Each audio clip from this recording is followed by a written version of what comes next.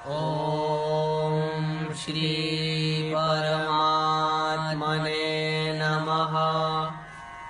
जय श्री कृष्ण।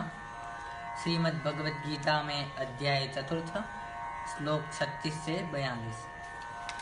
अपि चेदसि पापेभ्यः सर्वेभ्यः पापकृत्तमः सर्वं ज्ञानप्लवेनैव वृजिनं सन्तरिष्यसि यथैधांसि समिद्धोऽग्निर्भस्मसात् कुरुते अर्जुन ज्ञानाग्निः सर्वकर्माणि भस्मसात् कुरुते तथा न हि ज्ञानेन सदृशं पवित्रमिह विद्यते तत्स्वयं योगसंसिद्धः कालेनात्मनि विन्दति श्रद्धावान् लभते ज्ञानं तत्परः संयतेन्द्रियः ज्ञानं लब्ध्वा परां शान्तिम् अचिरेणाधिगच्छति अग्नश्चाश्रद्धदानश्च संशयात्मा विनश्यति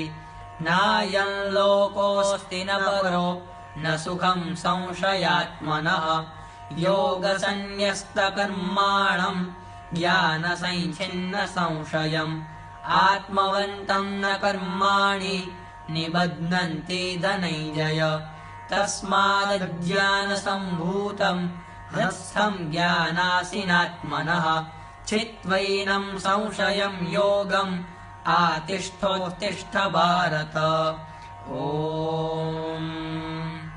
ओम तत्सदिति श्रीमद्भगवद्गीतासु उपनिषत्सु ब्रह्मविद्यायां योगशास्त्रे श्रीकृष्णार्जुन संवादे ज्ञानकर्म संन्यासयोगो नाम चतुर्थोऽध्यायः। श्रीकृष्णार्पणमस्तु।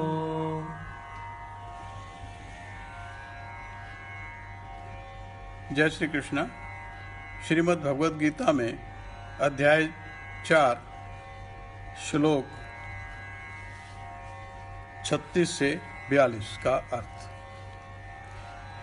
भगवान श्री कृष्ण कहते हैं, यदि तू, हे अर्जुन, यदि तू अन्य सब पापियों से भी अधिक पाप करने वाला है तो भी तू ज्ञान रूप नौका द्वारा निसंदेह संपूर्ण पाप समुद्र से भली भांति तर जाएगा। क्योंकि हे अर्जुन, जैसे प्रज्वलित अग्नि ईंधन को भस्मीभूत कर देती है, वैसे ही ज्ञान रूप अग्नि संपूर्ण कर्मों को भस्म कर देता है। इस संसार में ज्ञान के समान पवित्र करने वाला निसंदेह कुछ भी नहीं है। उस ज्ञान को कितने ही काल से कर्म योग के द्वारा शुद्धांतकरण हुआ मनुष्य अपने आप ही आत्मा में पा लेता है। जितेंद्रिय, साधन परायण और श्रद्धावान मनुष्य ज्ञान को प्राप्त होता है और ज्ञान को प्राप्त होकर वह बिना विलंब के तत्काल ही भगवत प्राप्ति रूप परम शांति को प्राप्त हो जाता है। विवेकहीन और श्रद्धा रहित संशय युक्त मनुष्य परमार्थ से अवश्य भ्रष्ट हो जाता है। ऐसे संशय युक्त मनुष्य के लिए न यह लोक है, न परलोक है, न सुख ही है।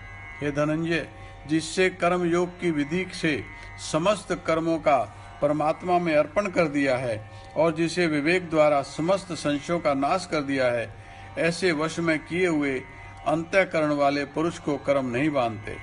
इसलिए हे भरतवंशी अर्जुन, तू हृदय में स्थित इस अज्ञान जनित अपने संशय का विवेक ज्ञान रूप तलवार द्वारा छेदन करके समत्व रूप कर्म योग में स्थित हो जा और युद्ध के लिए खड़ा हो जा। इसी के साथ अध्याय 4 समाप्त हुआ। जय श्री कृष्ण।